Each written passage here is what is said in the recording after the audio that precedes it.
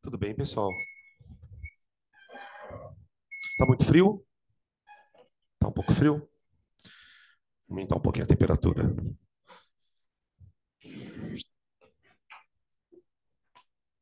Ai, que tá indo aí no fundo, né? Esse ar aqui é mais frio. Vou botar no 24, vamos ver se melhora, tá? Se não melhorar, vocês me avisam.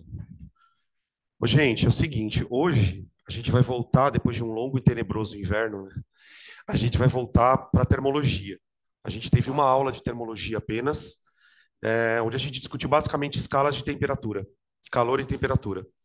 Hoje a gente vai trabalhar, na verdade, a ideia é trabalhar dois assuntos, sendo que o segundo assunto a gente provavelmente não vai conseguir completar na aula de hoje, porque ele é um pouco mais extenso, né? A termologia, gente, ela é dividida em um, dois, três, quatro, cinco tópicos, né? Quando a gente estuda termologia, a gente divide o estudo em, primeiro, calor e temperatura,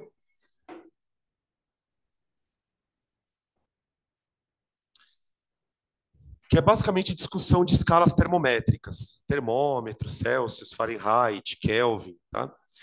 Depois a gente entra em propagação de calor.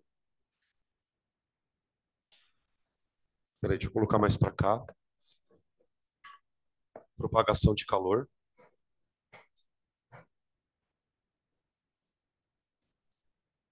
que é o que a gente vai estudar hoje. Depois entra a parte de calorimetria.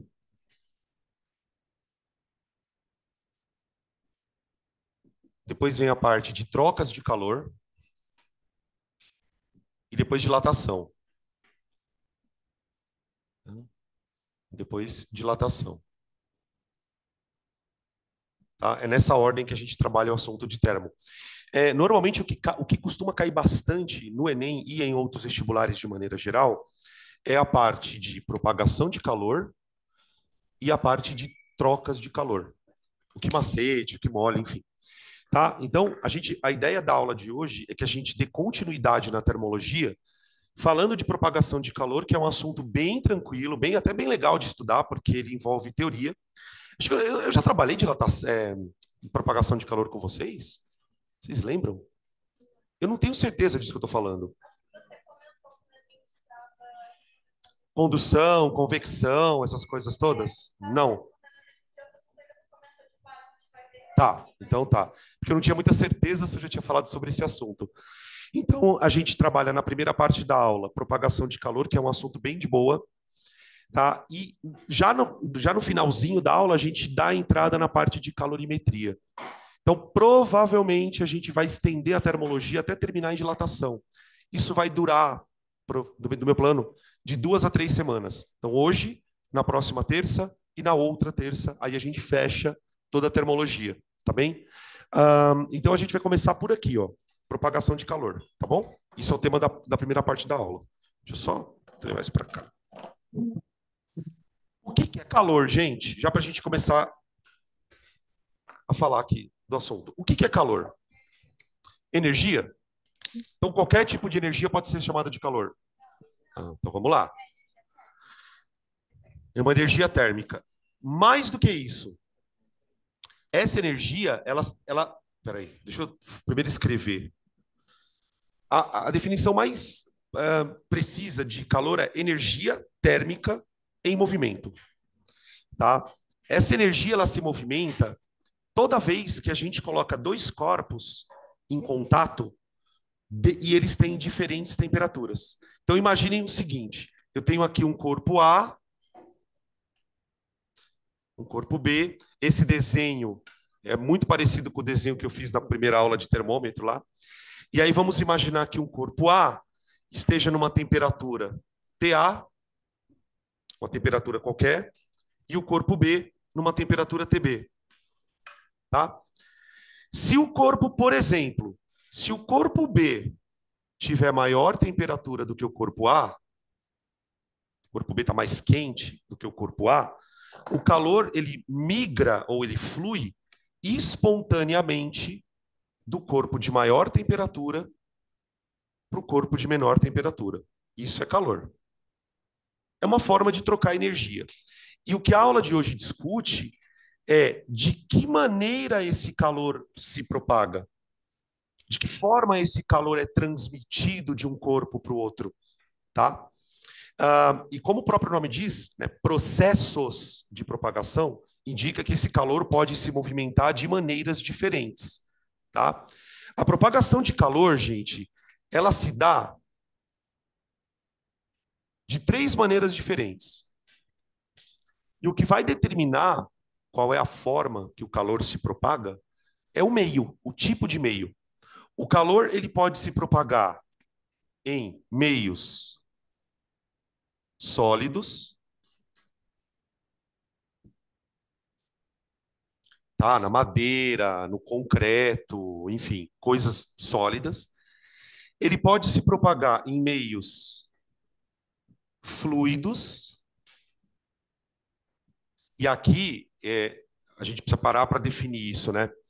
Quando eu falo de meio fluido, eu estou falando de duas situações: líquidos ou gases. Tá? Vocês têm clareza do que significa uma coisa fluida? O que é uma coisa fluida? Que é mole, né? Você fala isso. Fluido é tudo que escorre, tudo que não tem forma própria, não tem forma definida, né? Se a gente pegar os três estados físicos da matéria, sólido, líquido, gasoso, o único estado que não que tem uma forma definida é o sólido. O sólido tem aquela forma em ponto. O líquido e o gás são estados que conseguem se adequar ao ambiente onde ele está. Então, por exemplo, aqui nessa garrafa tem um líquido. Qual é a forma desse líquido? É a forma da garrafa. Se eu pegar esse líquido e transferir ele para um outro corpo, para um outro recipiente, ele vai assumir aquela forma do recipiente. Isso também acontece com gases, tá? Então, esses estados que, vamos dizer assim, não têm uma forma própria, que se adequam à forma do recipiente, eu vou chamar de fluidos. Então, o calor ele pode se propagar em fluidos e, misteriosamente, não tão misteriosamente assim, o calor também pode se propagar no vácuo. E o nosso objetivo aqui é descrever como o calor se propaga em cada meio. Quando cair esse tipo de questão no vestibular, normalmente a questão ela vai vir contextualizada numa situação, ele vai citar algum exemplo de alguma coisa que acontece na natureza e vai querer que você estabeleça qual é o meio de propagação. Olha, o calor está se propagando por qual tipo de processo? Então, você já sabe, se o sistema que você está estudando for sólido, vai ter uma propagação específica para ele. Se o sistema que você está estudando for um líquido ou um gás, um tipo de propagação específica. E no vácuo, um terceiro tipo, tá? E a gente vai nessa ordem. Estudar primeiro o sólido, depois o líquido e gás, né? Depois o vácuo, tá bom? Oi. Alguém falou?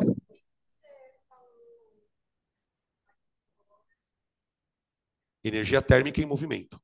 Energia térmica em movimento. Tá? E para ter o movimento, basta que os corpos tenham diferença de temperatura. Tá? Bom, então vamos começar. Vamos falar dos meios sólidos. Meio sólido.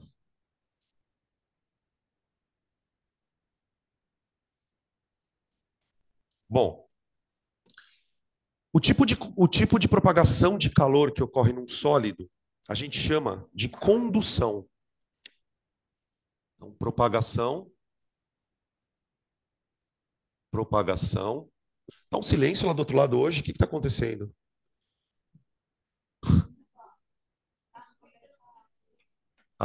Nossa, mas já são 6:30. Lá começa a ser.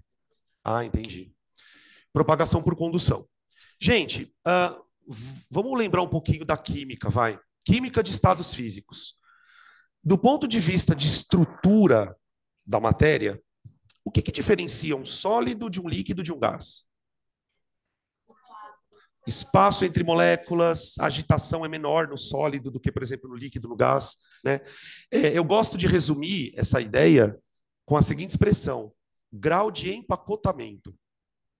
O que diferencia o sólido do líquido do gás é o grau de empacotamento da matéria. No estado sólido, as partículas, as moléculas, elas estão muito juntinhas. Você praticamente não tem espaço entre as partículas. Tudo bem, então é importante você ter essa noção. Por quê? Vamos imaginar que eu tenho aqui um objeto, que é essa caneta, que é sólida, e eu vou aquecer essa caneta a partir de uma extremidade. Então eu vou pegar aqui, ó, pegar aqui um cano, desenhar aqui um caninho.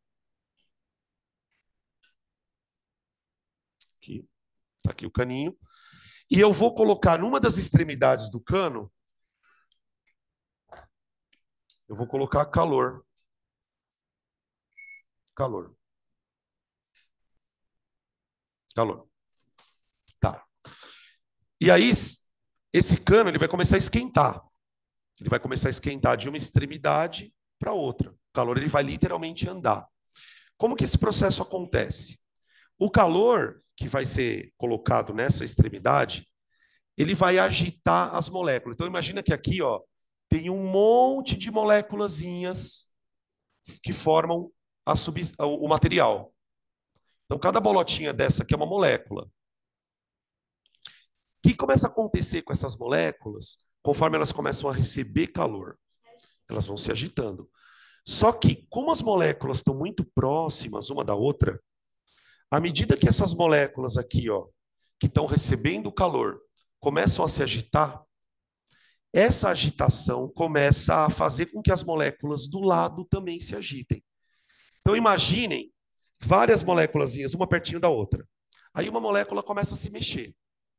Conforme ela começa a se mexer, porque ela ganha calor, ela vai batendo na molécula do lado, que vai se mexendo, que por sua vez vai batendo na molécula do lado, que vai se mexendo, e essa movimentação ela vai se propagando molécula por molécula, até chegar do outro lado.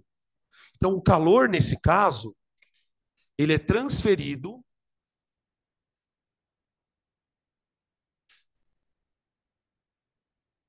por agitação molecular.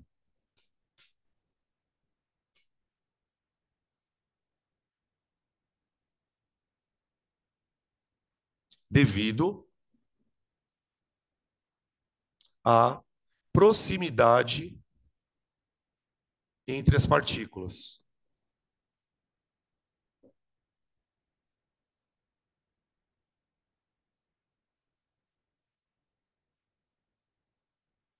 Partículas.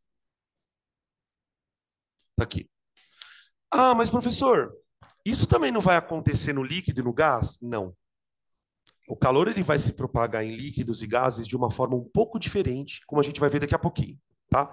Então, quando um sólido recebe calor, esse calor se propaga devido à agitação das moléculas, e essa propagação de calor é chamada de condução. Acabou, é isso aqui. No entanto, essa condução, ela pode ser, como é que eu posso dizer? Ela pode ser medida. Eu posso criar uma maneira de quantificar o quão rápido o calor anda por um objeto. Eu posso definir aqui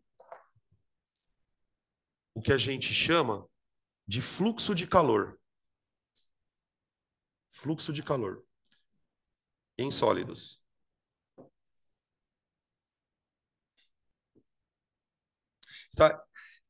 Esse aqui é o único momento que tem conta no assunto, tá? O que é o fluxo de calor em sólidos? Vou colocar aqui. É a rapidez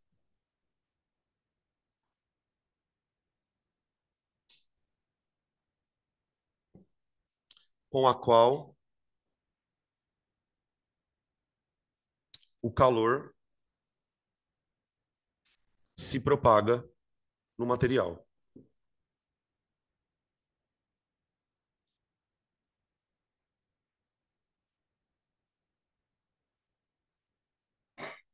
Deixa eu ver se o pessoal de casa está enxergando isso aqui. Deixa eu abrir um pouco o zoom aqui. Aqui, ó. Essa TV está muito louca. Aqui, ó. Fluxo de calor é a rapidez com a qual o calor se propaga num dado material. Como assim rapidez? A gente pode definir o fluxo assim, ó, gente. Vocês já viram essa letra grega aqui, ó?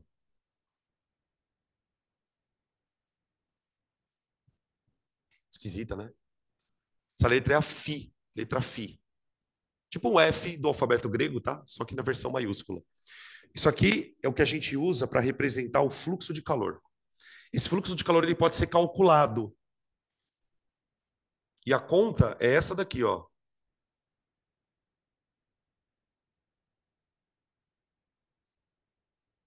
Ó. Onde? O que que é o quê? O que que é o quê? É o calor. Q é o símbolo que a gente usa na termologia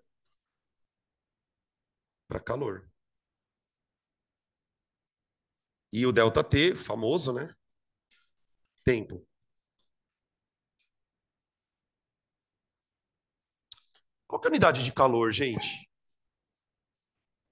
Cara, se calor é energia, eu posso usar o joule, posso usar o caloria. Então, quando a gente calcula fluxo de calor, você pode ter, por exemplo, caloria por minuto, é uma forma de você calcular. Você pode ter joule por segundo, também é uma forma de medir, tá? Caloria por hora, joule por minuto, enfim, sempre uma unidade de energia dividido por uma unidade de tempo. Claro que quando a gente está trabalhando na física, sempre tem aquela puta frescura, né, do sistema internacional.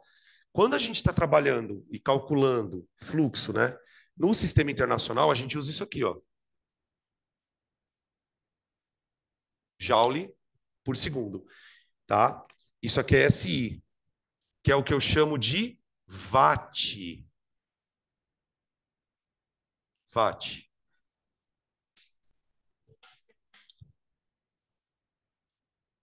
Cada meio tem uma forma de calcular o fluxo? Como assim?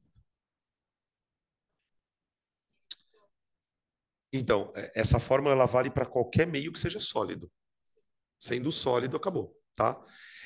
Agora, quando cai esse tipo de questão em vestibular, quando cai condução, normalmente não cai essa fórmula aqui. Calma, calma que a gente chega lá. Existe uma lei chamada Lei de Fourier. Então, vou escrever aqui sobre ela um pouquinho. O fluxo de calor em sólidos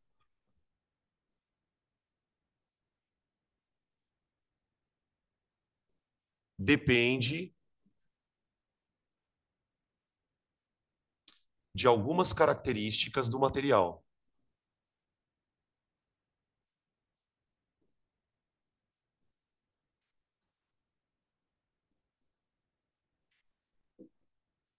Do material.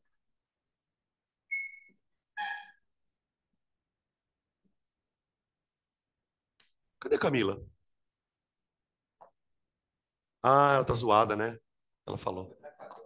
É? Deixa eu abrir aqui o Zoom. Tadinho. Ô, gente, espera um pouquinho só. Só um minutinho.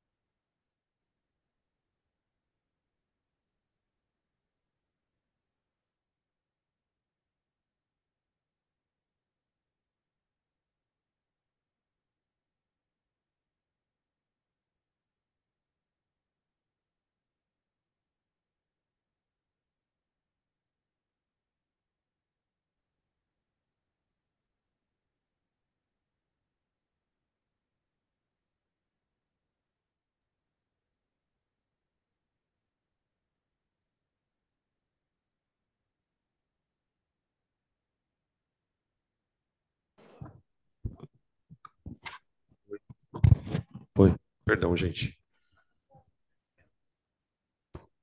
Voltei. Então, vamos lá.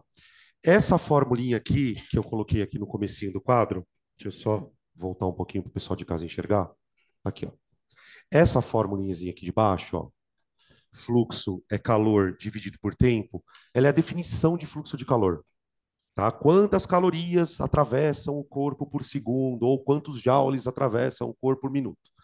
No entanto, quando cai exercício de fluxo, normalmente vai aparecer essa segunda expressão. Essa segunda expressão ela é um pouco mais, como é que eu posso dizer? Ela é um pouco mais detalhista, porque ela vai dizer para a gente quais são os fatores que tornam um sólido bom condutor ou mau condutor de calor. Por exemplo, vamos pegar exemplos práticos para a gente poder entrar um pouco nessa questão. Você conseguiria me dizer um exemplo de um material que você considera um bom condutor de calor? Metal. Mas dentro dos metais existem aqueles que são melhores do que outros. Por exemplo, grande parte das panelas que a gente compra são feitas de alumínio. As panelas mais simples são feitas de alumínio. O alumínio é um metal que conduz muito bem o calor, diferentemente, por exemplo, do ferro ou do cobre. Se você já viu alguém cozinhar com uma panela de ferro, que são aquelas panelas mais antigas, mais rústicas, né? Ou de cobre, por exemplo, você já deve ter reparado que a panela, quando ela é colocada no fogo, ela demora muito tempo para esquentar. Uma panela de ferro, se você, por exemplo, colocar uma panela de ferro, uma panela de cobre numa fonte de calor, você vai perceber que a panela de cobre, ela esquenta mais rápido que a do ferro. Se eu colocar uma panela de alumínio no fogo, ela esquenta até mais rápido ainda. Então, o tipo de material ele vai interferir. Quer ver um outro exemplo? Forno de pizzaria. Do que é feito forno de pizzaria? É um barro, é um tijolo, é uma espécie de uma argila. Por que o forno da pizzaria é feito daquele material? É porque ele segura o calor. Ele é um material que a gente usa um termo, não sei se vocês já ouviram, quando a gente quer falar que um material que segura o calor, ele é refratário. Um material refratário é um material que deixa o calor preso ali. Então, os fornos de pizzaria, eles são feitos daquela coisa meio redondinha assim, né? Parece um igluzinho, e ele é todo feito de um tijolo, especificamente para evitar a perda de calor, para ficar mantendo aquele interior muito quente. Então, o tipo de material, ele vai interferir nessa característica aqui, tá? E, sim, o isopor é um isolante térmico, né? A gente usa isopor como refrigerante, por exemplo, né? Você coloca as bebidas num gelinho com isopor e demora, né? Aqueles copos tipo Stanley, eles têm entre a parte interna e a parte externa, eles têm ali uma espécie de um material chamado poliuretano, que assim, traduzindo, é uma espécie de uma espuma. Essa espuma, ela é usada para manter a temperatura interna naquele valor que você deseja. Então, você coloca um café ali, ele vai segurar o calor para o calor não sair. Ou, se você coloca uma bebida gelada nesses copos, ela não vai deixar o calor entrar, porque o material que tem ali no meio é isolante térmico. Sabe aquelas paredes, não sei se vocês já viram, talvez no prédio de vocês tenha, de drywall? Já ouviram falar dessa parede? O drywall são basicamente duas placas de madeira bem finas e no meio uma espuma, também de poliuretano. Esse poliuretano ele tem essa capacidade de segurar o fluxo de calor. Então, essa fórmula que eu estava falando para vocês, ela leva em consideração coisas desse tipo, tá? Então, por isso que eu escrevi aqui, ó, o fluxo de calor em sólido depende de algumas características do material. A primeira delas é o tipo de material. Tipo de material. Tá. Como é que esse tipo de material vai aparecer nas contas, nas fórmulas? Vai aparecer na fórmula uma coisa chamada coeficiente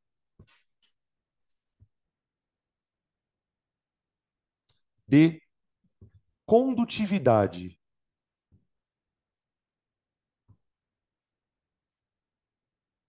tá? Esse coeficiente de condutividade, gente, é um número específico para cada tipo de material. Ferro vai ter um coeficiente de condutividade. O alumínio vai ter um coeficiente. O barro vai ter um coeficiente. Cada meio tem um coeficiente de condutividade. Qual que é a regra geral? Esse coeficiente de condutividade a gente vai representar pela letra K, tá? K. A regra geral é a seguinte: quanto maior o coeficiente, mais condutor é o material. Então, materiais, por exemplo, como isopor, teriam coeficientes de condutividade baixos. Materiais como, por exemplo, o alumínio, já tem coeficiente de condutividade alto. O ar, gente, o que vocês acham? O ar é um bom ou um mau condutor de calor? Mau, mau. O ar não é um bom condutor de calor, em geral. Gordura. Estou puxando para biologia aqui. Gordura. Bom ou mau condutor? É isolante. Então, é um mau condutor. É um mau condutor, tá? Não é à toa que os animais homotérmicos têm gordura na pele. Né? Uma das coisas que faz um animal homotérmico ser homotérmico é ter uma camada de tecido adiposo relativamente generosa. Às vezes não tão generosa quanto a gente gostaria, né? Mas tudo bem. Tá? Então, isso aqui é o tipo de material. Segunda coisa que interfere no fluxo: espessura do material. Espessura. Por exemplo, imagina um calor se propagando por uma parede. A parede ela vai ter uma espessura. Quanto mais grosso for o material, quanto mais espesso for o material, mais dificuldade o calor vai ter para andar. Se o material tem uma espessura pequena, se o material é fininho, vamos dizer assim, o calor ele consegue fluir com mais facilidade. Tá? Um bom exemplo disso é o que acontece quando a gente deixa um carro, por exemplo, no sol. O carro está no sol, deixou lá um tempão. Aí quando você entra no carro, tá um baita de um calor. A temperatura dentro do carro tá muito maior que a de fora. Uma das coisas que afeta, primeiro o carro é feito de metal, né? Então isso já ajuda o carro a esquentar bastante. Segundo, os vidros do carro têm uma espessurazinha pequena. O vidro é fininho. Então, sendo fininho, o calor passa mais rápido, tá? Essa espessura a gente vai chamar na fórmula de L. L, tá? E aí uma coisa importante, qual a relação entre espessura e a rapidez? Inversamente proporcional. Inversamente proporcional.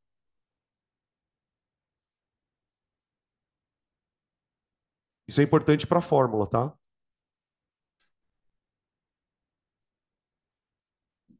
Então, tipo, quanto mais espesso, mais lento é o fluxo. Quanto mais espesso, menor é o fluxo, tá?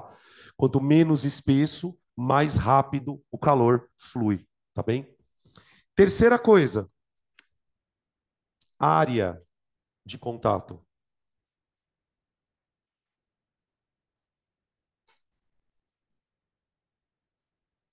Área de contato. O que acontece, gente? Imagina, por exemplo, o pessoal de casa não está vendo, mas aqui, se vocês já vieram aqui no Pense, aqui tem uma baita de uma janela de vidro enorme. O vidro ele é um material fininho. Então, por si só, a espessura já sendo pequena, já facilita o calor de entrar ou sair.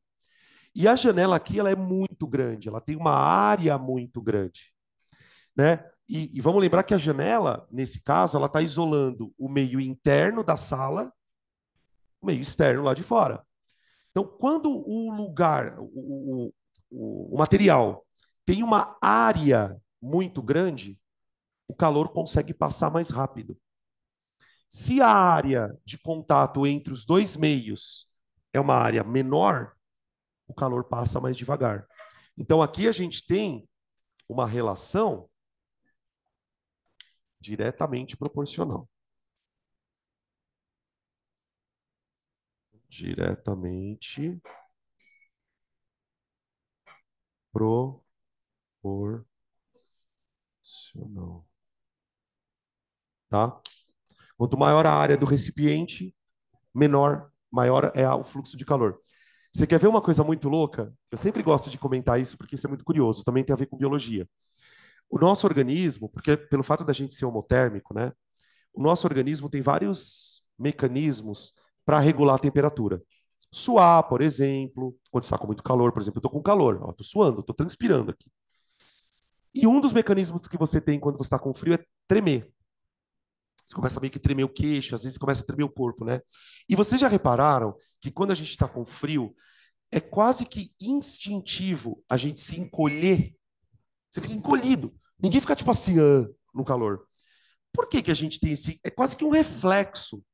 Tá frio, você se encolhe.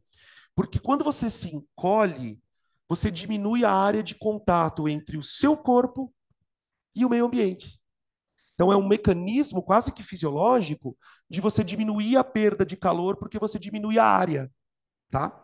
Então a área de contato também interfere no processo de propagação. E a última coisa é a diferença de temperatura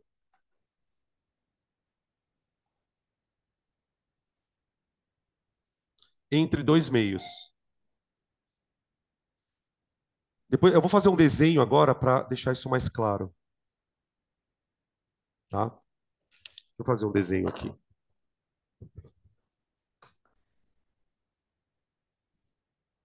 Vou ver se eu consigo fazer o desenho. Vocês pegaram paçoquinha?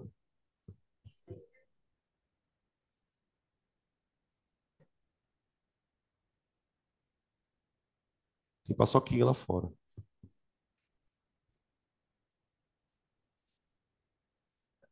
quê? Alguém falou comigo? Você falou comigo?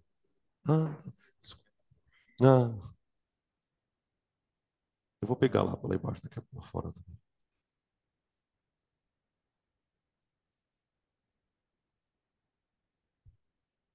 Ah, até que ficou meia boca, né? Vamos ver aqui. Deixa eu só abrir um pouquinho o zoom aqui. Ó, imagina que isso aqui é uma parede, tá bem? E essa parede, ela está isolando um ambiente de um outro. Então imagina, sei lá, que aqui é dentro de um quarto e aqui é fora do quarto, tá? Então, qual que é a ideia? Essa a parede, a figura da parede meio que lembra um paralelepípedo, né? Não sei se vocês estão percebendo isso. Isso aqui, ó, da parede é a espessura, que eu vou chamar de L, né? Eu chamei de L, espessura. Então, o fato da parede ser mais grossa ou mais fina vai fazer o calor passar mais rápido ou mais devagar, né? Dependendo da espessura. Tá. Aqui a gente tem a área da parede, ó. Área, tá? A área da parede. Seria essa superfície aqui. E aí, esse meio, que é a parede, tem lá um coeficiente de condutividade e tal, e ele vai isolar dois ambientes. Imaginem, por exemplo, que esse ambiente está numa temperatura θ1, temperatura 1, aqui, e aqui o meio θ2, a outra temperatura.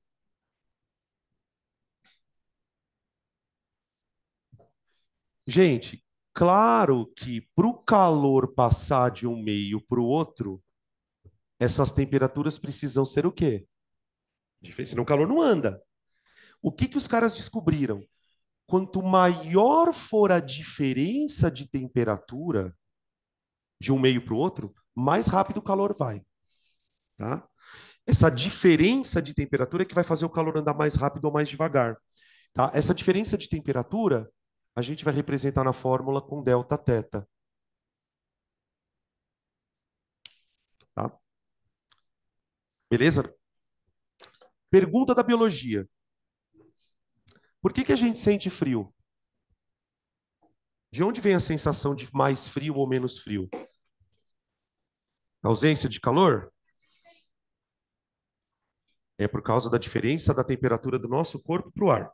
Qual que é a temperatura do nosso corpo em média? Isso fora do corpo, né? Dentro do corpo, se a gente fosse conseguisse medir, por exemplo, a temperatura perto do coração, vou colocar bem aqui no meio do corpo, talvez ela fosse por volta de uns 38, tá? A temperatura da pele não é exatamente igual a de dentro, mas enfim, é uns 36 e pouco, 37. E o ambiente, vamos imaginar que ele esteja numa temperatura abaixo de 36, 37. Então, se o seu corpo está a 36, 37 e o ambiente está a uns 25 graus, você concorda comigo que você está perdendo calor constantemente para o ambiente? Seu corpo está sempre perdendo calor para o ambiente. O que acontece? Quando a temperatura do ambiente está muito menor que a temperatura do seu corpo, você perde calor mais rápido. E essa perda de calor mais rápida é que te dá a sensação de frio. Então, assim, a sensação de frio que a gente tem, ela não é porque a temperatura do meio está baixa. A sensação de frio acontece quando o fluxo de calor é muito alto, o que evidentemente acontece porque a temperatura está baixa. Então, quanto mais rápido você perde calor, mais sensação de frio você tem.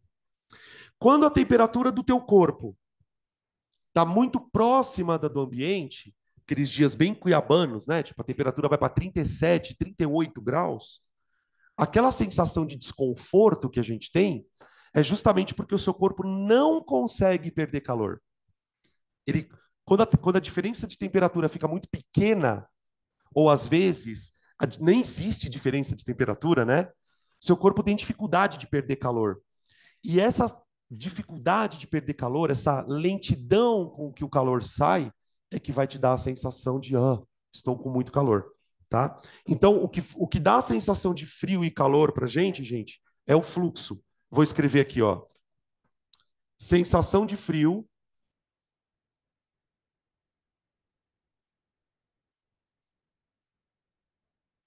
ocorre quando o fluxo de calor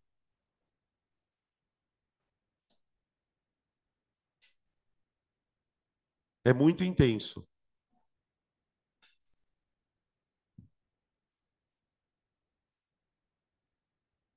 É muito intenso. E aí a gente usa o quê para amenizar isso? O que você usa quando está com frio? Roupa de frio. Cobertor, roupa de frio, duas calças, né? O que o cobertor faz com a gente? Então, é isso que eu não quero que vocês falem nunca mais. Cobertor não esquenta porra nenhuma. O que o cobertor faz? Ele diminui o fluxo de calor. É o que a gente fala, eu vou ficar quentinho no cobertor. Na verdade, você fica quentinho por quê? Porque o seu corpo não consegue perder calor. Você diminui o fluxo de calor. Esse tipo de pergunta é pergunta muito comum em vestibular. Tipo, o cobertor esquenta a pessoa, aquelas coisas de verdadeiro ou falso. Não, o cobertor não esquenta. Você quer esquentar, você vai dentro da água quente. Entra na água quente que você esquenta. Porque aí você começa a receber calor da água, né? Por isso que esquenta, tá? As roupas de inverno são isolantes, né? Os bons cobertores são feitos normalmente de que material? Lã. Lã é um excelente isolante. Não é à toa que a ovelha tem lã na pele dela. É justamente para diminuir a perda de calor. A nossa pele tem pelo. O pelo também é isolante. O pelo que a gente desenvolveu, os mamíferos, né? Tem pelo justamente para diminuir a perda de calor, tá? Beleza? E a sensação de calor é o oposto. A sensação de calor ocorre quando o fluxo é pequeno. Mas o seu corpo, gente, ele está sempre perdendo calor. Por isso que é importante, por exemplo, quando uma pessoa, não sei se já ouviram falar desse tipo de situação, a pessoa entra em hipotermia. O que acontece, né? Lá eu estava em São Paulo agora no feriado e eu estava lendo nas notícias do jornal ali, de quarta-feira para quinta morreram 3 pessoas na rua de frio. Tinha um morador de situação de rua, a temperatura lá estava 11 graus, mais ou menos. Isso, tipo, era umas 10 da noite. Acho que de madrugada devia estar uns 9 graus. E aí a pessoa simplesmente morreu. Ela ficou na rua e morreu. Isso acontece por quê? Porque ela vai perdendo muito calor. Vai perdendo calor muito rápido, muito rápido. E como ela já está provavelmente numa situação de subnutrição, já está debilitada fisicamente, o organismo dela não consegue repor aquele calor. Ela entra em hipotermia e acaba vindo a óbito, tá? Isso é muito comum acontecer em lugares onde faz muito frio e você tem uma população de rua ali, tá? Beleza? Ah, acho que de condução é isso, gente. Agora, como é que tudo isso vira uma fórmula, né? Vamos escrever aqui a formulítia. Fluxo é igual a... Ô, gente, nessa fórmula vai aparecer uma fração. Por que vai aparecer uma fração? Porque eu tenho coisas diretamente proporcionais e inversamente proporcionais, tá? O que é diretamente proporcional vem em cima. O que é inversamente proporcional vem embaixo, tá? Então eu tenho, deixa eu escrever aqui, ó. O fluxo é igual a K vezes. Aí vem a área vezes a variação de temperatura dividido por L. Essa é a formulinha. Macete? Ah, você quer musiquinha que nem o Eloy, né? Não. Pra gente lembrar. Não tem macete. Alguém conhece algum macete para essa fórmula? Ah, mas não precisa de macete, vai também. Como é que a gente decora uma fórmula? Exatamente. Tem que fazer exercício, bastante exercício. Tá? Essa fórmula, apesar disso, que ela não cai muito, não, tá? Nos últimos anos, o Enem tem gostado disso. Tá? Se pegar os últimos 5 Enems, acho que nos 3 anos apareceu. Só alguns detalhes, tá, pessoal? Sobre a fórmula. Área e espessura tem que estar na mesma dimensão. Tipo assim, se você usar área em metro quadrado, você tem que usar a espessura em metro. Se você for usar a área em centímetro quadrado, você usa o L em centímetro também, tá? E a variação de temperatura normalmente vem em Celsius, vem em graus Celsius, tá bom? Vamos fazer um exercício disso? Depois eu falo dos outros meios, das outras conduções. Deixa eu achar aqui uma questão boa para a gente fazer.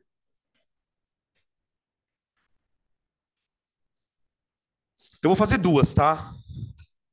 Uma de aplicação da fórmula e uma outra de meio raciocínio. E aí, vocês vão na festa do dia 15?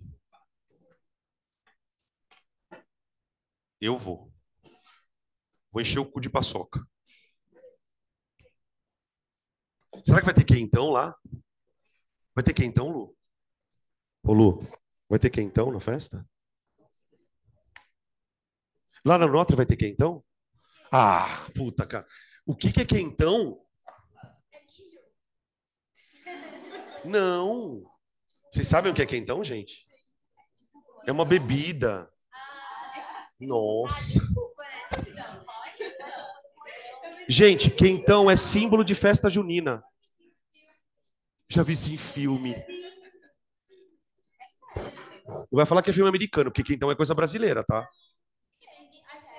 Quentão é uma mistura de gengibre, pinga, aí tem umas outras coisas que coloca ali, maçã, você pode colocar umas frutas.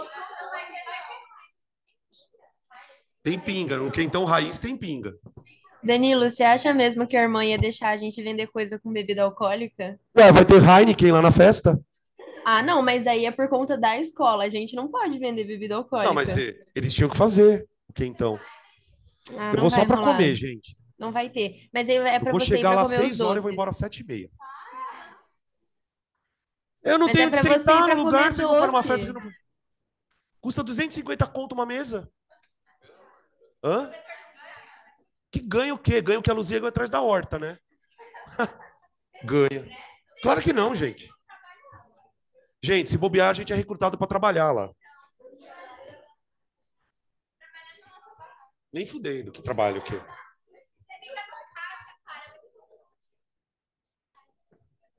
Deus me livre de ser empregado de vocês. Danilo, se Prefiro a você ficar morte. no caixa, eu acho que a gente vai Prefiro vender trabalhar numa mais, entendeu? carvoaria.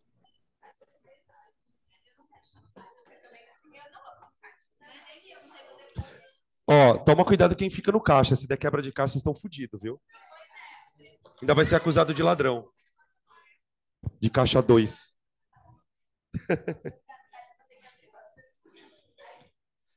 Eu prefiro trabalhar numa carvoaria do que trabalhar para vocês.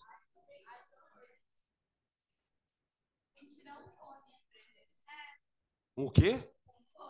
Cone? Cone de... Não, que cone? Que... Não, eu vou chegar, comer minha Maria Isabel, tomar umas 2 Heineken e ó, dormir. Ah, não vou ficar chapado lá, né, gente? Mas vocês vão dançar o quê? 10h30 da noite? Não, eu não vou ficar até as 10 horas lá. Eu vou até de Uber, cara, para não dirigir. Página 133, gente. Questão 6. Acharam aí? 6. Ele fala assim na questão, ó. Em um dia frio de inverno, em uma cidade da região sul do Brasil, a temperatura exterior a uma residência é de 8 graus Celsius. Com base nessa informação, responda. Eu não sei o que está fazendo esse 5 aí do lado. Risca esse 5 aí, não tem nada a ver. Com base nessa informação, responda. Na sala dessa residência há uma parede de vidro de área 100 centímetros quadrados e de 1 centímetro de espessura. Então, para se manter constante a temperatura no interior da sala, deve ser produzida por uma fonte de calor a cada segundo uma quantidade de calor D. Considere a condutividade térmica do vidro como 2 vezes 10 a menos 3 calorias barra segundo barra centímetro barra grau Celsius. Então, olha só qual que é a ideia, gente. Eu vou aproveitar esse desenho aqui, que aí já tá ficando pronto. Então, imagina que isso aqui é a parede lá.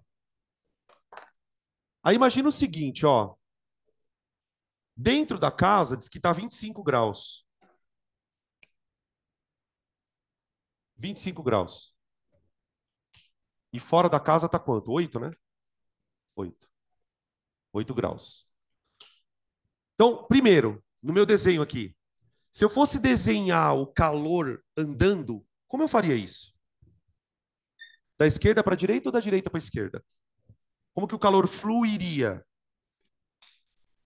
O calor ele vai da maior temperatura para a menor temperatura, certo? Ele faz isso aqui. Então a sala ou o ambiente mais quente vai perder calor para fora. Como que eu faria para manter essa temperatura constante? Porque qual que é meu raciocínio? Se esse ambiente aqui vai perder calor para o outro, com o passar do tempo essa temperatura vai diminuir, não vai? Como que eu evitaria isso? Eu tenho que produzir calor aqui dentro com a mesma velocidade com que o calor sai. Certo? O calor está saindo. Se ele vai sair com uma certa velocidade, vamos colocar dessa forma. Se eu quero manter a temperatura constante, eu devo produzir o calor na mesma velocidade com que o calor sai. Tudo bem isso? E é o que ele quer que eu faça. Ele falou assim, ó, só vou voltar aqui na pergunta, ó. A pergunta é: para se manter constante a temperatura de 25 graus, uma fonte deve produzir calor numa relação de quantas calorias por segundo? Então eu vou escrever assim, ó. Escrever aqui. Para que a temperatura interna, para que a temperatura interna, esse cara, pessoal de casa, tá. Para que a temperatura interna se mantenha constante,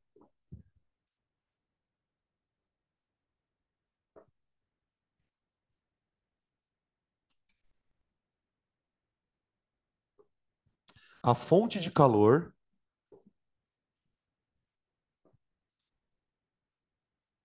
deve produzi-lo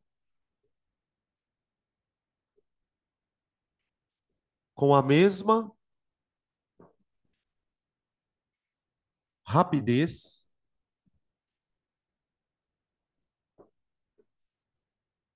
do fluxo. Então vamos calcular o fluxo. Tipo assim, vai. Suponha que o fluxo de calor seja 1.000 calorias por segundo. Então a fonte vai ter que produzir calor nessa velocidade, 1.000 calorias. Então, a mesma velocidade do calor que sai tem que ser a velocidade do calor que é produzido aqui dentro. Então vamos calcular o fluxo. O que você está olhando com essa cara? Fala.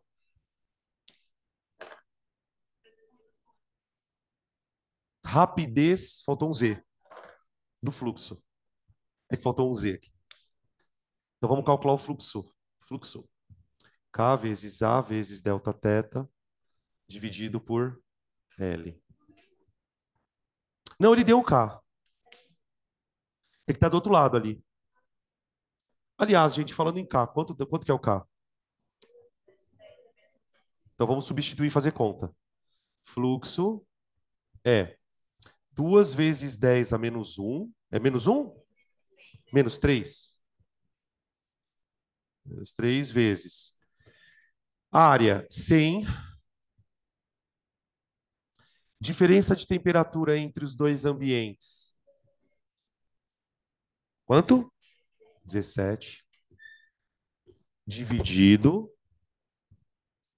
pela espessura. Quanto que é a espessura? 1. 1. Pronto. Ah, a conta não está tão difícil, não. Vai ficar 34 vezes 10 a menos um, gente. Confere aí, vê se é isso. 34 vezes 10 a menos um.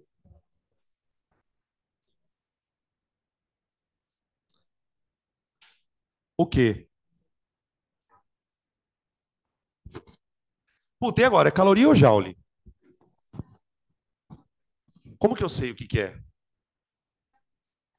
Isso. O coeficiente não está em caloria? Então é caloria. Caloria por segundo. Tá aí. Se quiser colocar 3,4, né?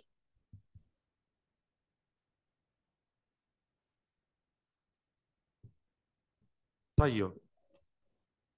Caloria por segundo. Tá bom? Esse é um tipo de exercício mais de substituir mesmo, né? Simplesmente pegar os valores e fazer a conta. Tá? Queria fazer mais um. Vou esperar se copiarem aí. O que eu quero fazer agora, gente, é a questão 7.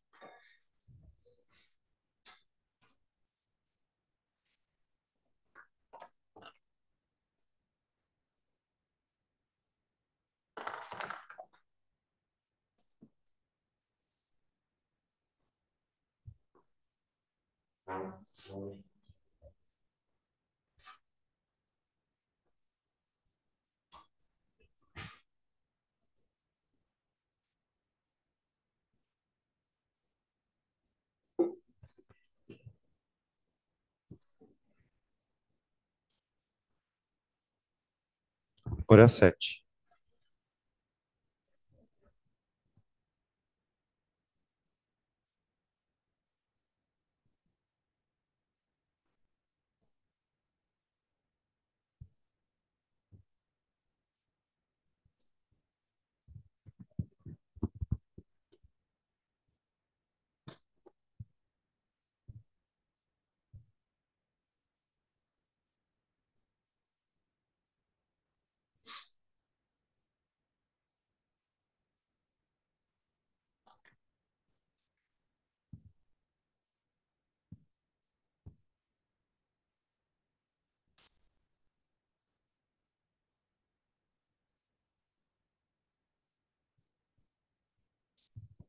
Aí.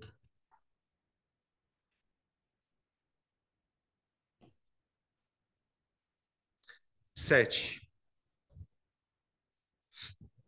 Na 7 ele fala o seguinte, ó. Esse tipo de exercício eu acho que tem mais chance de aparecer, tá? Uma extremidade de uma barra de ferro está em contato com vapor d'água sob pressão normal, que está a 100 graus Celsius. A outra extremidade está em contato com o gelo em fusão, 0 graus. Então ele faz um desenho aqui, ó. Ele faz aqui uma espécie de uma chapa, mais ou menos assim, ó. Aqui.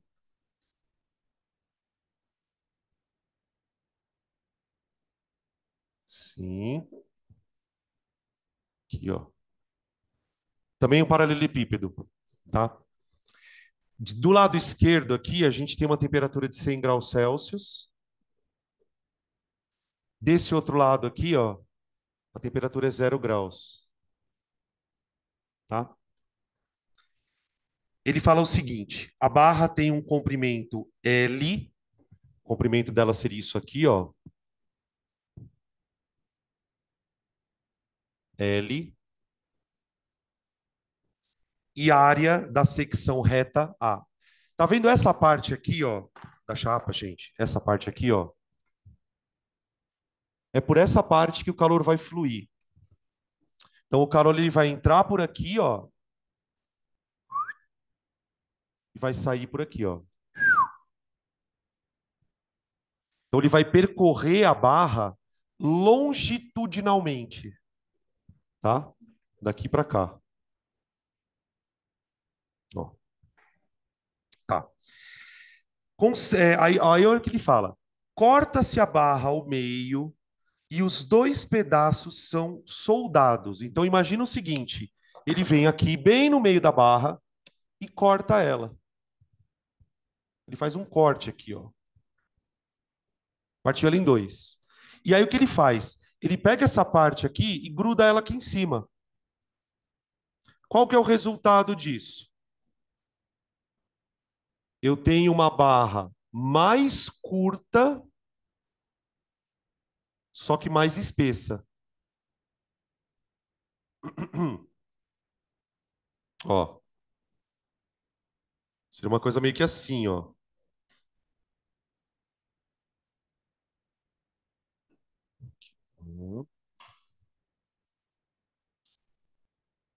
Ó,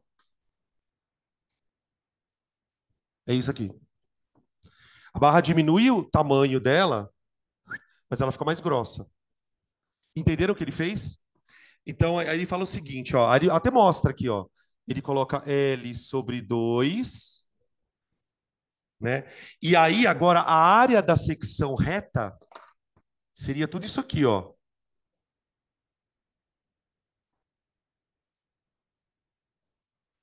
Assim, gente, intuitivamente, sem fazer conta, vocês acham que o calor passa mais rápido ou mais devagar? No segundo caso, mais rápido. Por dois motivos. Primeiro, porque a barra ficou mais curta. Então, o calor tem menos, vamos dizer assim, uma menor distância para andar. Né? Ó, aqui ele tem que andar quanto para passar de um lado para o outro? Ele tem que andar L. Aqui ele tem que andar metade. Além disso, como a barra ficou mais grossa, tem uma área maior de contato, o calor consegue passar mais rápido. Então aqui a temperatura, acho que a temperatura foi mantida a mesma, né? Foi, tá? Temperatura aqui de 100 graus, aqui de 0 graus, tá? O calor vai passar do mesmo jeito. E aí a pergunta dele é justamente essa. Qual a relação entre φ1, que seria o fluxo de calor na primeira,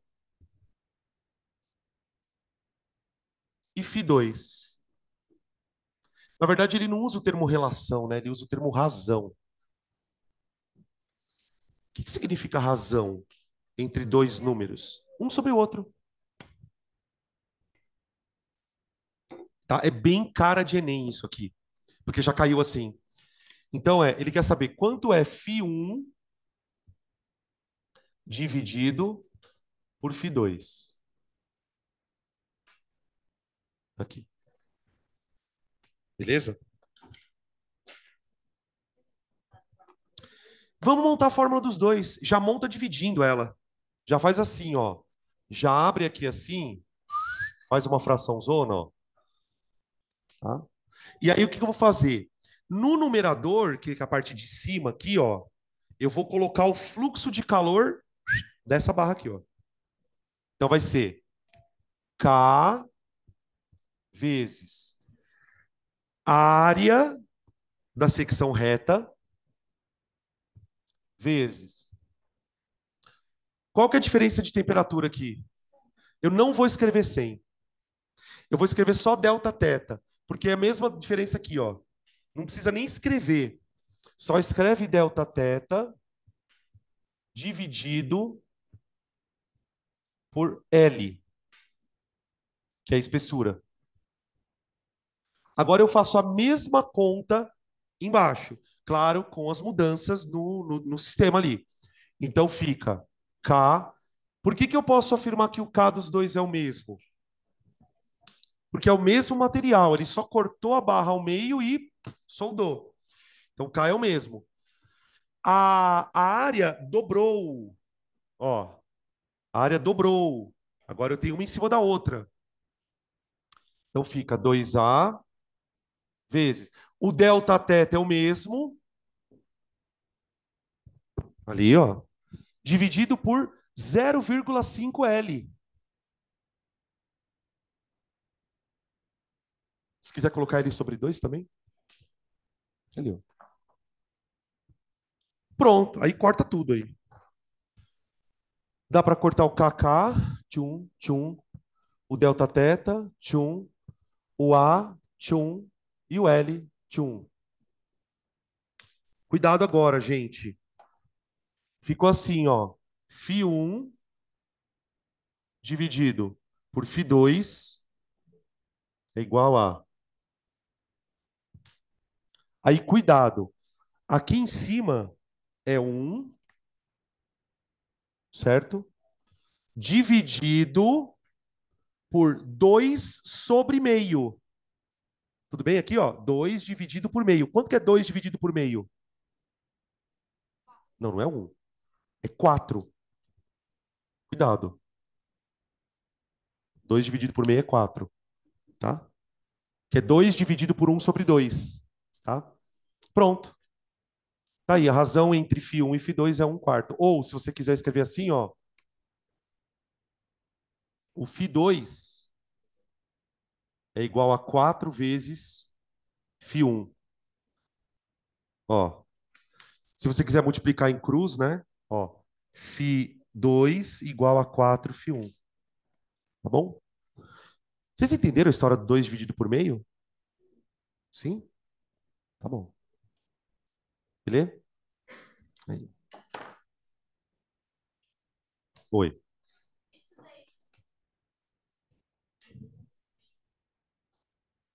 O fluxo na barra de baixo é 4 vezes maior que o fluxo na barra de cima. Aqui, ó. Ele pediu assim, mas você pode escrever assim também, né? No caso, tá? Tipo, o que isso quer dizer assim na prática, né? O calor anda nesse sistema aqui, ó. Ele anda 4 vezes mais rápido do que aqui. É isso, tá? Oi.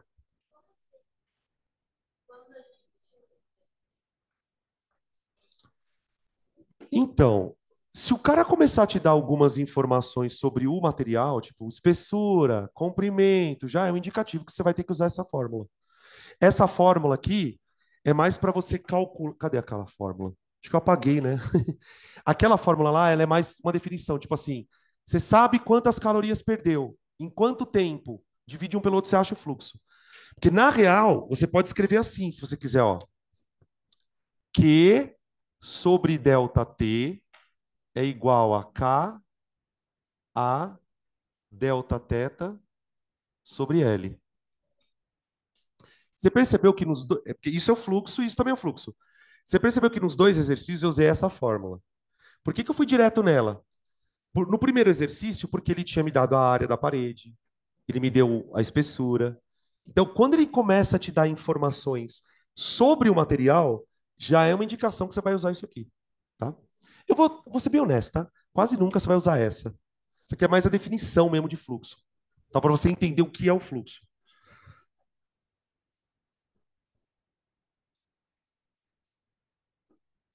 Não aqui nem tanto. Ele vai misturar mais geralmente com outra situação, tá? Na calorimetria. Quando a gente for estudar isso, a gente vai falar, tá? Eles gostam de misturar até com eletricidade isso, cara, né? Depois vocês vão ver as questões, são bem legais. Bem legais, é mesmo. Bem legais, é. Mas porra do caralho. Tudo bem? Bom, condução era a parte mais chata, mais complicada, mais, na verdade, maior, para a gente poder falar. Agora vamos para as outras que são mais simples. Agora a gente vai falar de convecção.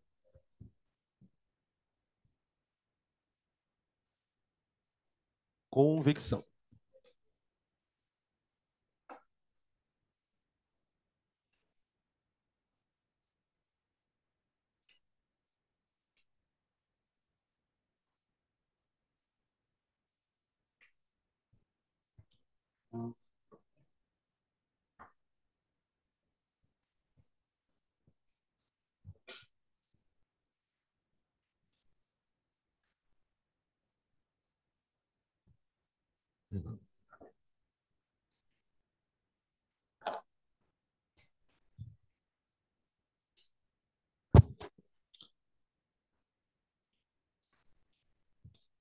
Convecção.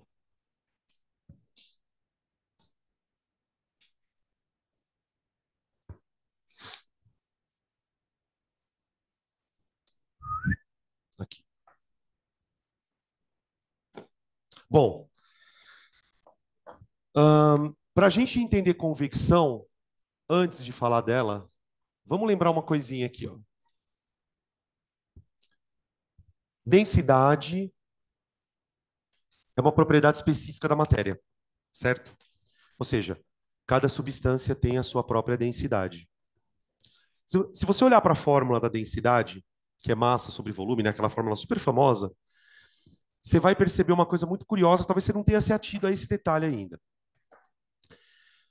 Quando a gente, hum, quando a gente esquenta uma substância ou esfria uma substância, você está dando ou tirando calor, concorda?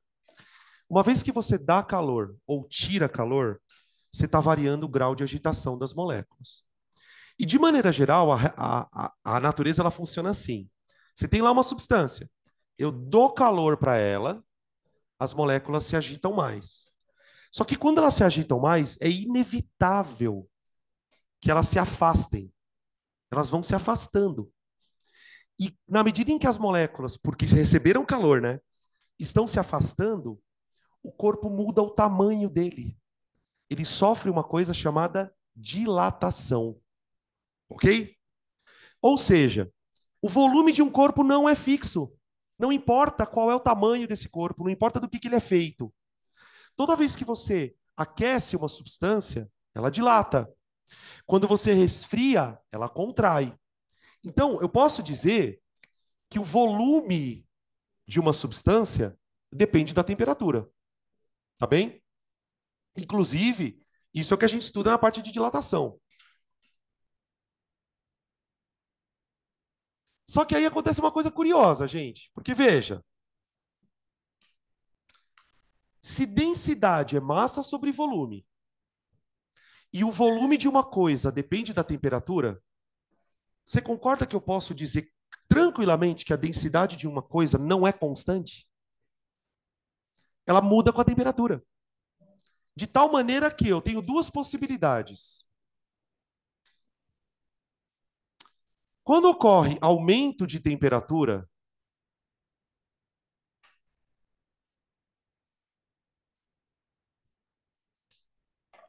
o volume aumenta.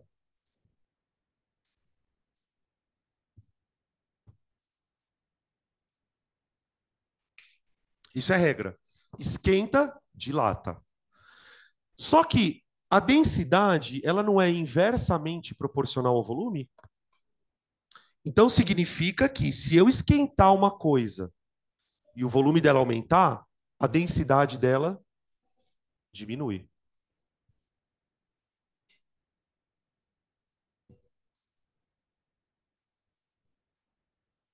Gente, por isso que o ar quente é menos denso do que o ar frio. O ar quente expande. Tava vendo, essa semana tava lá no Instagram, fuçando, aí apareceu uma experiência super simplesinha, cara, uma experiência muito legal, feita no ensino fundamental. A professora pegou um saco de lixo e amarrou aqui umas linhas, e aqui ela prendeu um negócio de arame com um algodãozinho embebido em álcool. Uma experiência muito simples. Ela pegou um chumacinho de algodão, embebeu em álcool e amarrou num barbante. E prendeu esse barbante num saco plástico. Ficou segurando o saco plástico aqui enquanto o aluno foi aqui e acendeu o barbante, o algodão. Aí, obviamente, ele começou a pegar fogo, o balão começou a encher assim, o saco plástico. E aí ele começou a subir. Subiu.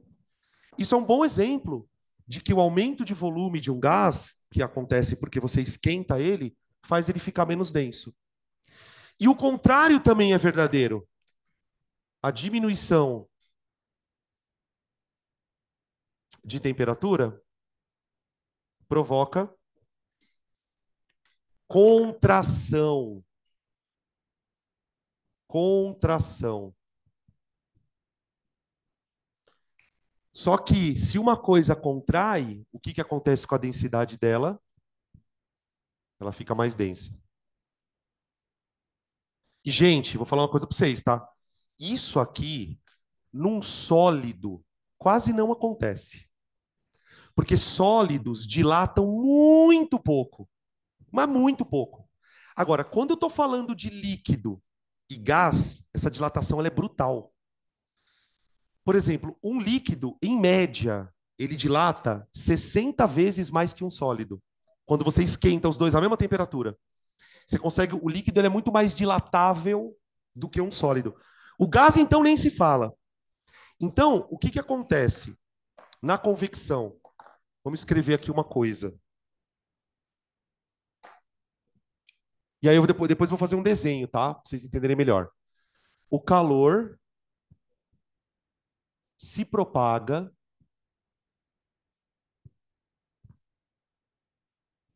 a partir do movimento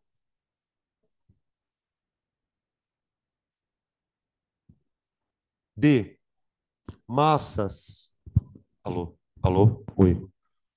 Do movimento de massas de fluido em diferentes temperaturas.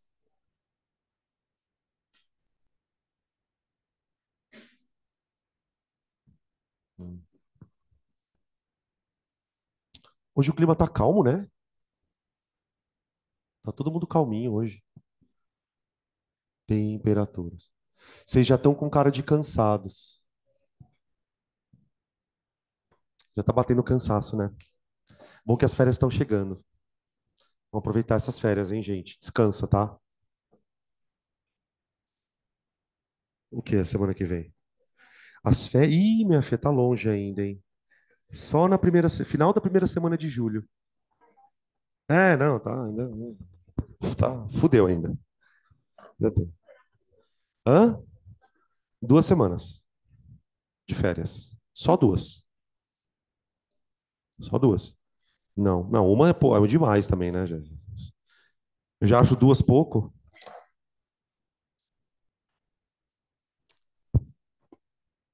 Dá pra botar a matéria em dia, né? Essa frase é a mais escrota que existe na. Cara, essa frase devia ser proibida num cursinho. De botar a matéria em dia. Hã? A do Eloy? Ah, é verdade, né? Ah, mas matemática, pelo amor de Deus, né, gente? Vai. Matemática só quer regra de três e retângulo. Vou fazer um desenho aqui. Então, eu não posso me dar o luxo de ter muitas semanas de férias, não, viu, gente?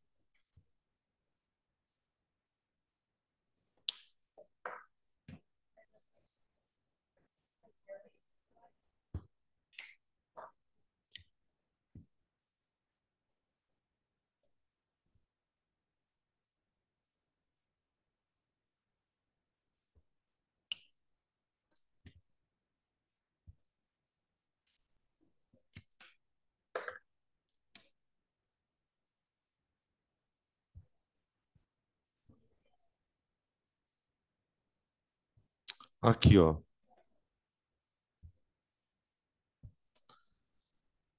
Gente, só lembrando, tá, que quando a gente está falando de convecção aqui, nós estamos falando ou de gás ou líquido. Por isso que eu escrevi aqui, ó, fluido, tá?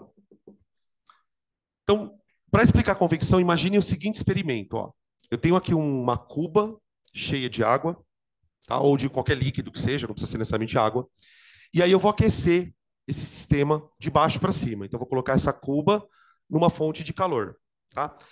Antes de eu aquecer, antes de eu colocar isso aqui na fonte de calor, o líquido inteiro estava numa temperatura qualquer, chamada de temperatura inicial. Só que acontece o seguinte: quando eu ponho a cuba em cima da fonte de calor, o calor atravessa a parte sólida, ou faz de conta que essa cuba seja uma cuba de metal, então ela atravessa o metal por condução e começa a esquentar o líquido. Só que como o calor vem de baixo para cima, esse líquido ele começa a esquentar mais embaixo do que em cima. Então, a parte de baixo, não sei se vocês já repararam isso. Você põe uma panela com água para ferver, e como é que você percebe que a água está começando a ferver? Lá embaixo começa a sair umas bolinhas. Por que começa a sair bolha lá de baixo e não daqui de cima? Porque lá embaixo está mais quente, né? Então você começa a fazer o que a gente chama na física de gradiente de temperatura. O que é o gradiente de temperatura? É um ambiente onde a temperatura não é a mesma em todo lugar. Você começa a criar aqui embaixo uma camada de líquido quente e aqui em cima líquido mais frio. Degradê de calor. Inclusive, tem uma experiência que a gente faz em laboratório na faculdade, nos primeiros anos de faculdade, quando vai fazer física, química, que é basicamente isso. Você pega uma cuba, coloca a cuba na fonte de calor e aí duas pessoas põem termômetro dentro da cuba. Uma pessoa põe o termômetro aqui, ó, e a outra põe o termômetro aqui no fundo. E a temperatura realmente fica diferente. É claro que se você deixar isso aqui 20 minutos fervendo, vai chegar uma hora que tudo fica com a mesma temperatura. Mas nesse primeiro momento, você cria um gradiente de temperatura. Mais para baixo quente, mais para cima frio. E aí começa a convecção. Por quê? Esse líquido, ou esse fluido que está mais quente, ele tende a ficar com densidade menor.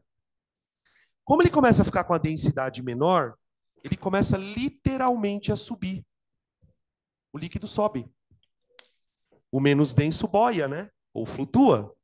E aí, quando esse líquido mais quente, ou quando esta camada de líquido mais quente sobe, ela acaba empurrando ou deslocando o líquido frio aqui para baixo. Porque dois corpos não ocupam o mesmo lugar no espaço.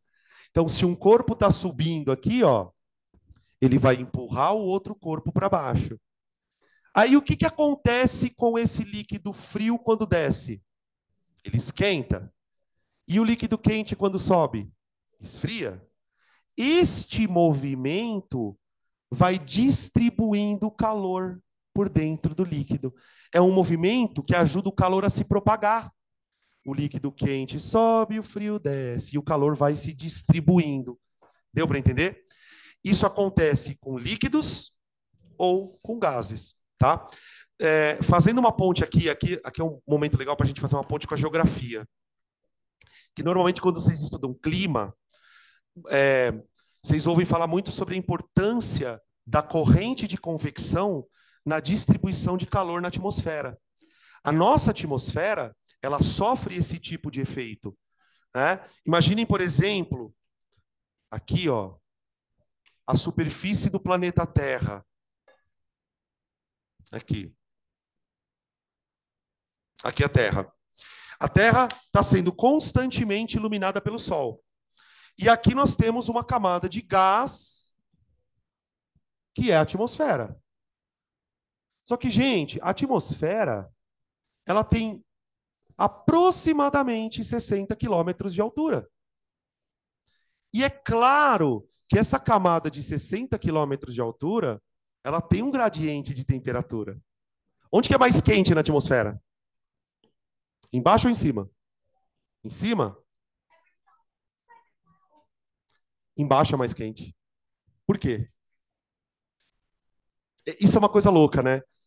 Tem muita gente que pensa, a atmosfera tem que ser mais quente em cima porque está mais próxima do Sol.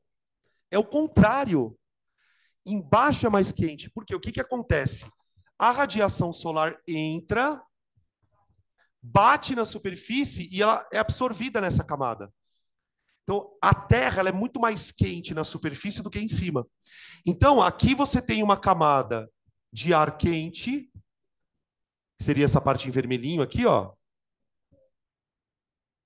tá? Então, isso aqui seria o ar quente.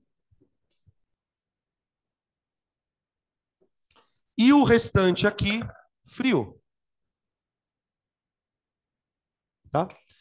Então, ou seja, a atmosfera é um ambiente extremamente favorável para ter corrente de convecção. Então, o ar quente sobe, o ar frio desce. O ar quente sobe, o ar frio desce. Tudo bem? Porque os raios batem na Terra e refletem. Então, a Terra ela fica quente. A superfície dela fica quente porque ela vai recebendo luz solar, tá? Qual é o problema ambiental responsável por interromper isto? Inversão térmica. As inversões térmicas interrompem correntes de convecção. Inversões térmicas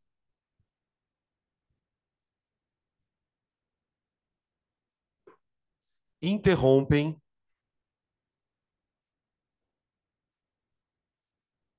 correntes de convecção.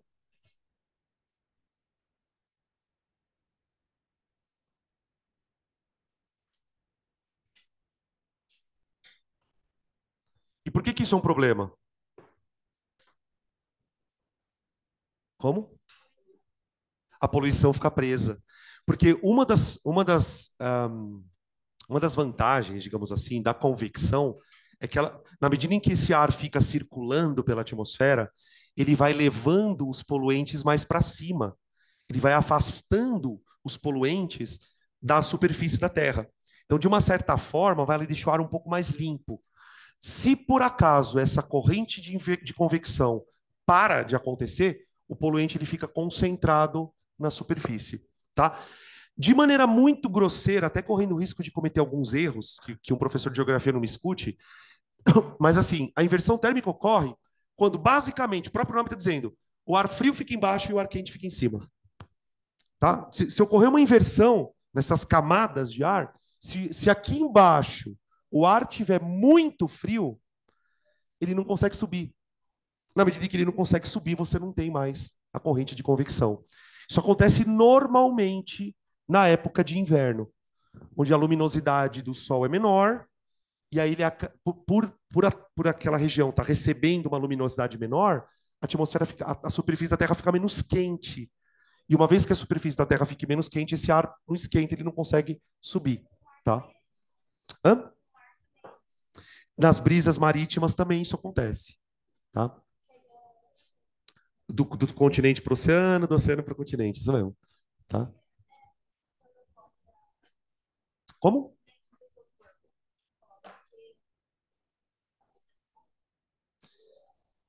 Você está dizendo na água?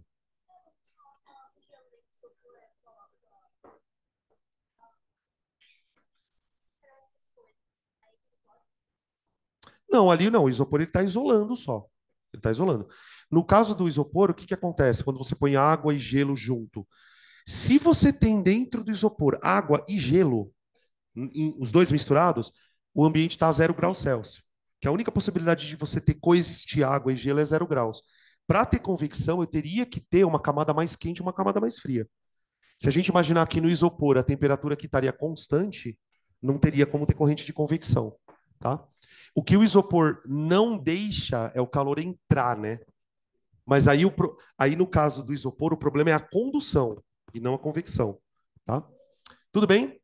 Beleza? Tá aí, convecção. Vamos fazer um exercício de convecção? É, eu vou fazer um exercício, inclusive, sobre isso, que é bem legal. Deixa eu achar ele aqui. Deixa eu só procurar ele aqui, tá, gente?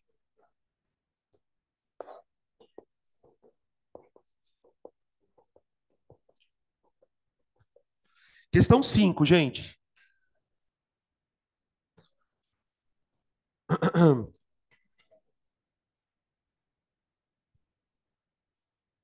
Vocês já viram um cara que imita a Ana Maria?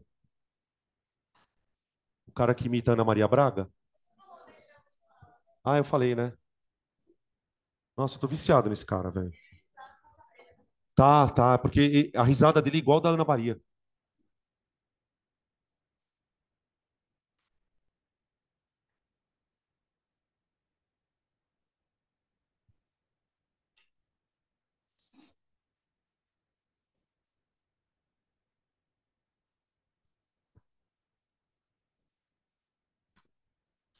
Deixa eu vir pra cá. Aí.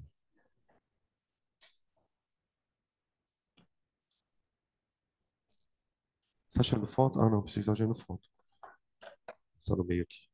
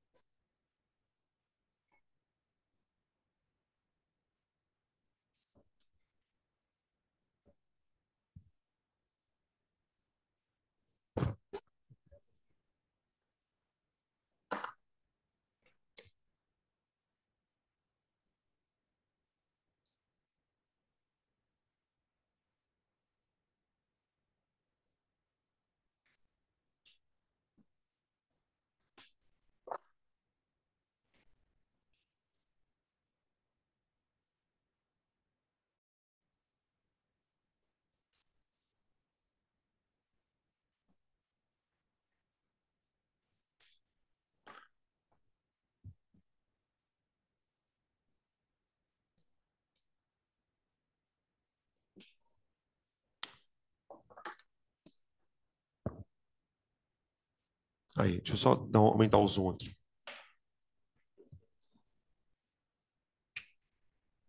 Aqui, ó. Pronto. Questão número 5. Vento no litoral. Tá, a gente vai falar sobre brisa. Ele fala assim na questão, ó, gente.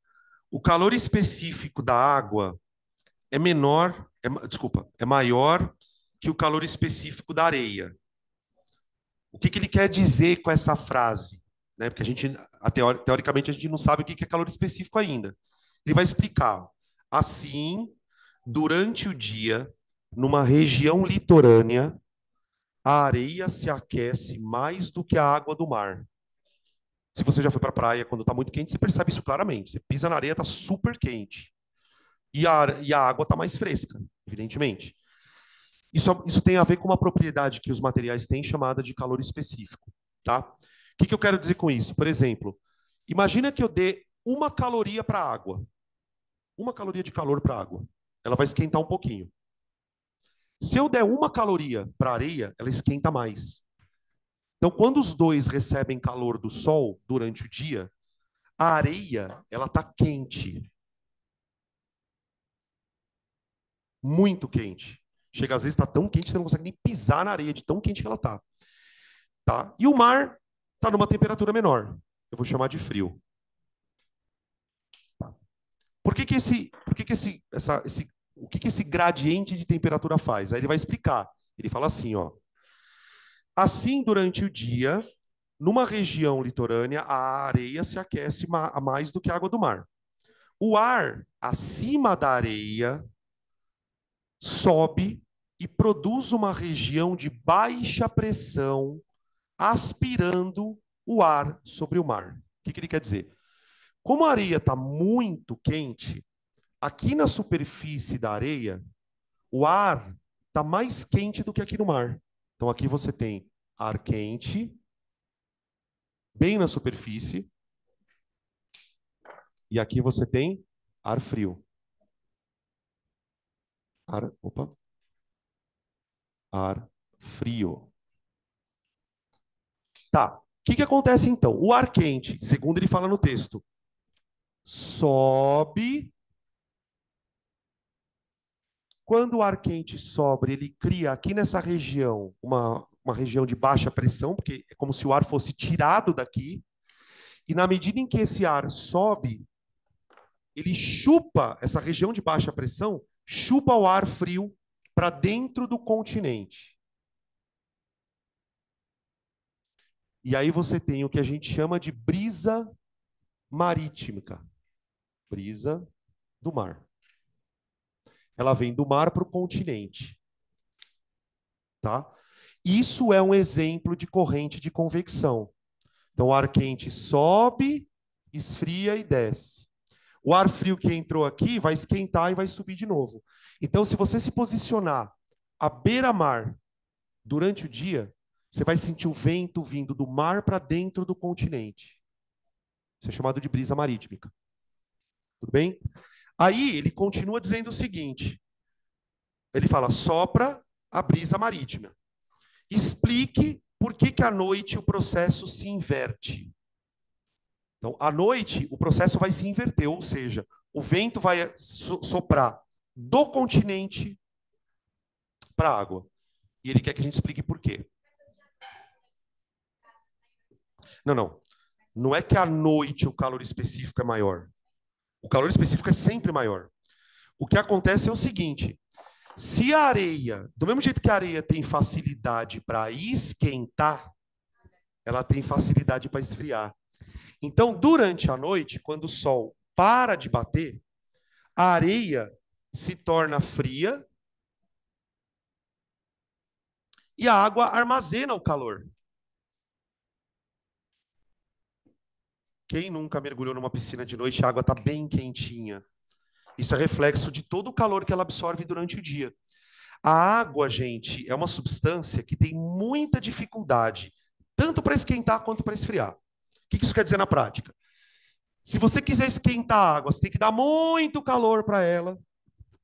Assim como, se você quiser esfriar, você tem que tirar muito calor. E a areia é justamente o contrário.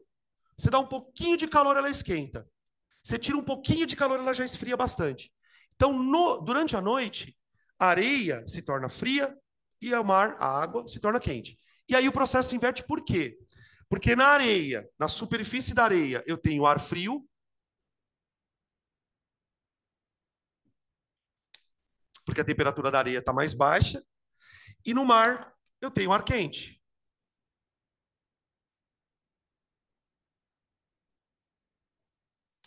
E aí a corrente de convecção se inverte. O ar quente sobe, a região de baixa pressão é aqui no mar. Esse ar quente subindo, ele chupa o ar frio do continente para fora. Eu tenho a brisa continental. Brisa do continente. Tá? É um tipo de questão também muito famosa em vestibular, tá? Explicada por correntes de convecção. Outra coisa que pode aparecer também em exercício, ar-condicionado, né?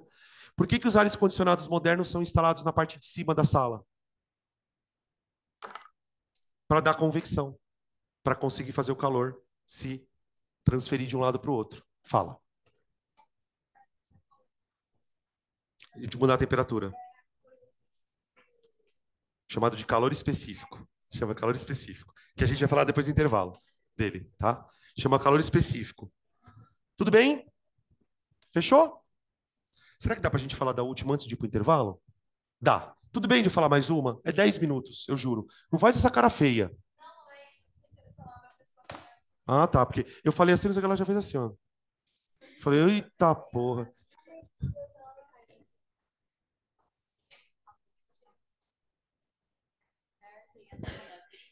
É,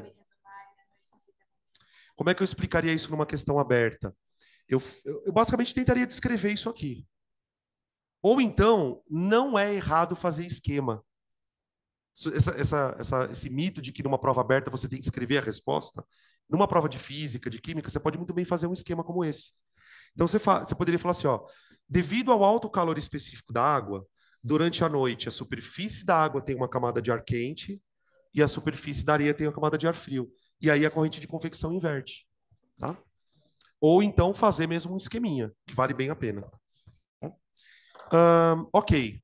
Para a gente encerrar as propagações, eu vou falar essa daqui porque ela é bem curtinha. O terceiro tipo de propagação é chamado de irradiação. Isso. A irradiação ela é muito especial. Deixa eu voltar aqui para cá. Aqui, pronto. Ó, condução ocorre em sólidos, beleza? Convecção ocorre em fluidos, líquidos ou gases, e a irradiação ocorre no vácuo.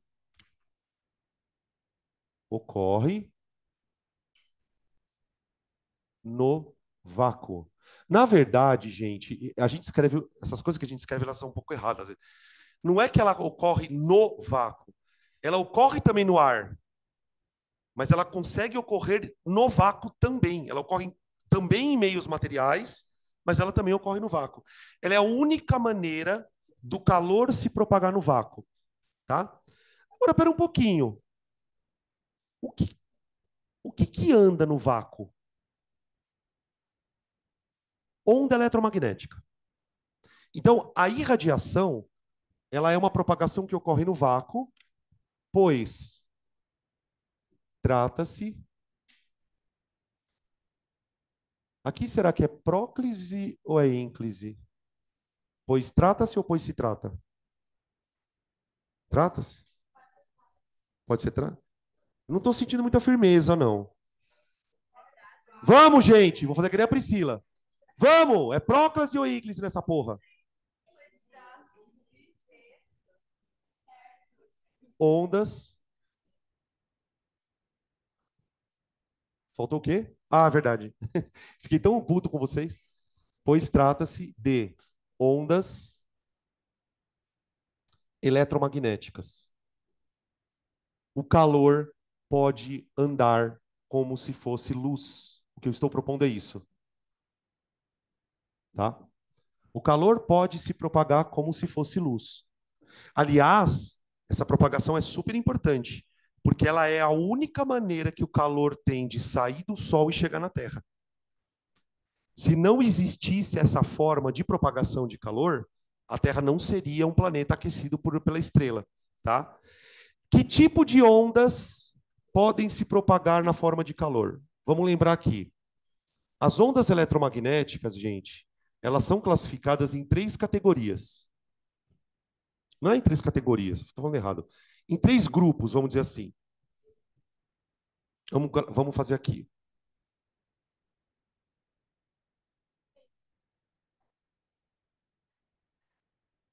De esquentar ou de esfriar. Isso.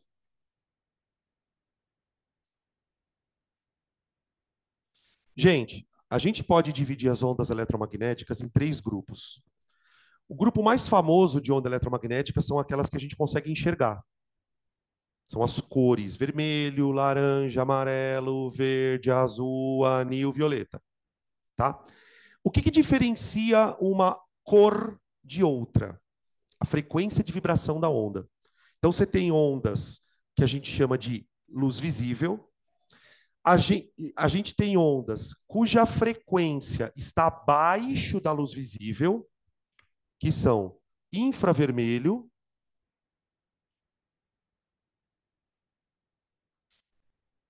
micro-ondas e ondas de rádio.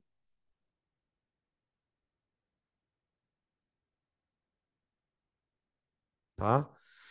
Essas ondas, elas têm frequência menor do que a frequência da luz, tá? Deixa eu colocar aqui então assim, ó.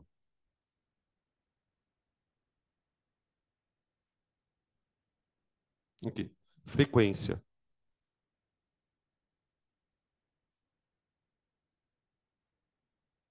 Frequência. E a gente tem as ondas de frequência acima da luz visível. A gente pode citar a ultravioleta,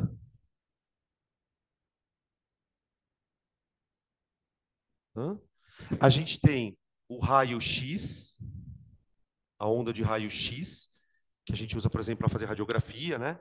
E tem os raios gama, que ocorrem, por exemplo, quando tem uma explosão nuclear. Raios gama. Tá? Então eu tenho acima do visível, abaixo do visível e no visível. Tá. Eu vou destacar essa onda aqui, ó.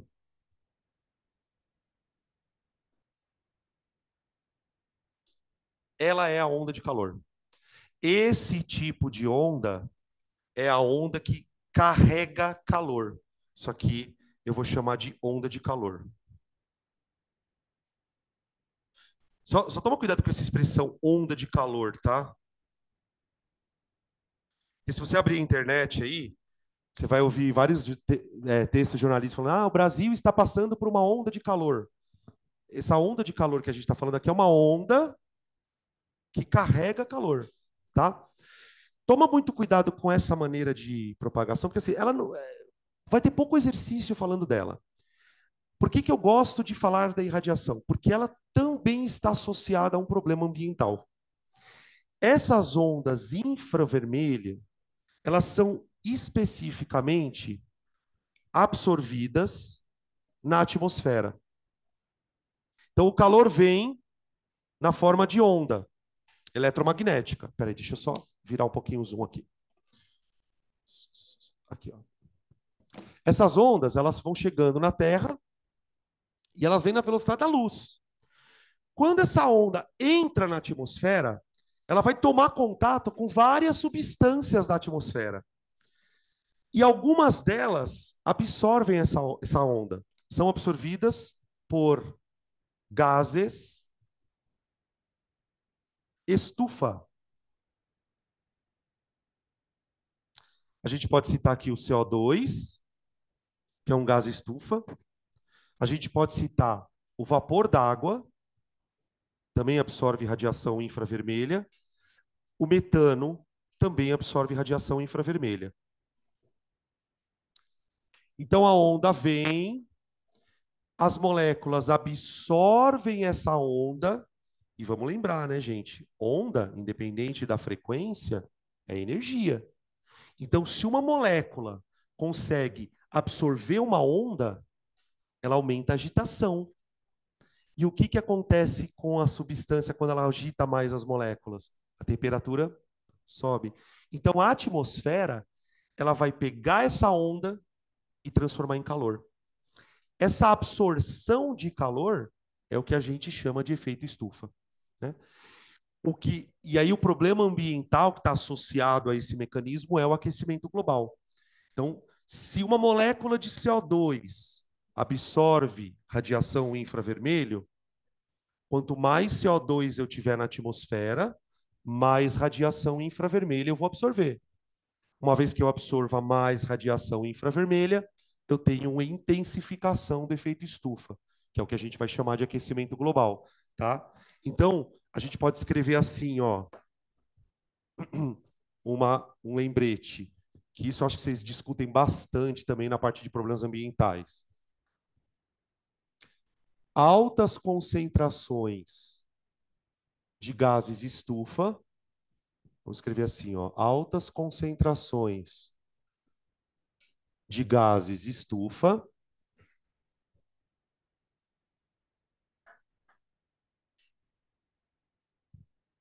aumentam a absorção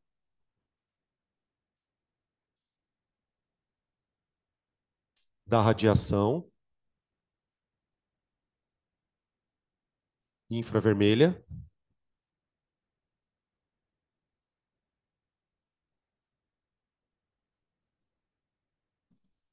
intensificando o efeito estufa. Ficando o efeito estufa. E aí acontecem coisas como as que aconteceram no Rio Grande do Sul. Isso já é um reflexo não só disso, mas também do Laninha, né, do El Ninho. Mas esses episódios, gente, de enchentes, inundações, eles vão se tornar cada vez mais frequentes, né? Porque qual é o problema? Aquilo virou meio que um círculo, né? Vicioso. Na verdade, um círculo de morte mesmo.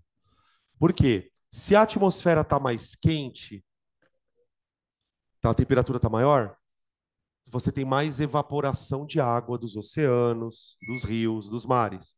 Então, a atmosfera mais quente, ela tende a ficar mais úmida. Se a atmosfera fica mais úmida, quando essa chuva precipita, vem muito mais água do que era comumente vinha, por exemplo, há 100, 150 anos atrás. E aí, por mais que as cidades tenham estrutura, porque o Rio Grande do Sul tem estrutura para enchente, mas aquela estrutura não foi suficiente para segurar o tanto de água que veio, tá? Então, esse desequilíbrio global ele vai acontecendo por conta dessa relação. E aqui não tem muito o que fazer, gente. É simplesmente deixar de emitir esses gases, diminuir a concentração, né? Diminuir a concentração do gás, eu diminuo a absorção dessa radiação, tá? Só mais uma coisa que eu queria comentar: como que uma molécula absorve radiação? A molécula vibra, as moléculas vibram. E cada molécula vibra com uma certa frequência. As moléculas de CO2, água e metano, elas vibram exatamente na mesma frequência da radiação infravermelho. E essa semelhança de frequência de vibração faz com que a molécula receba radiação e absorva. Esse processo é chamado de ressonância. Ressonância, tá? A absorção da radiação, a absorção da radiação. Opa, eu escrevi radiação. Ocorre por ressonância. É, ocorre por ressonância. Quando a gente for estudar ondulatória no segundo semestre, a gente vai falar um pouquinho sobre ressonância, tá? Ressonância. Tá bom? Beleza? Fechou? Vamos tomar lanche? Vamos? Então é isso. Por enquanto. Por enquanto.